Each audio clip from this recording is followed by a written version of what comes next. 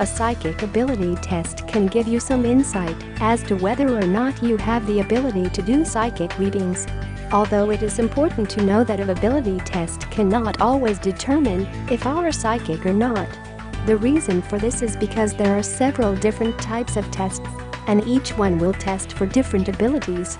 The likelihood of someone passing one of these tests without having any ability is not very likely. But because it's not impossible, it's important to know that there are false positives when taking the test. One popular way to take a test is to take it online. These tests are okay, but they are surely not scientific.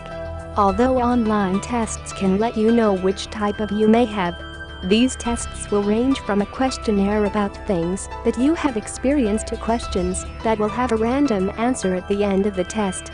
Also, you can find a Zener card test online as well as actual Zener cards that you can print out and test with another person. The most popular psychic ability test that is out there is testing with Zener cards. These cards can be used in a face-to-face test and also back-to-back with another person. The way to use these cards is to sit back-to-back with another person. One of you will shuffle and look at them one at a time, while the other person tries to guess what card the other person is looking at. This is the most entertaining test that is out there and feels almost game-like rather than test-like. This ability test can also be used to test several different types of psychic ability at one time. In fact, in many scientific studies that have been done on psychics involve the Zener cards.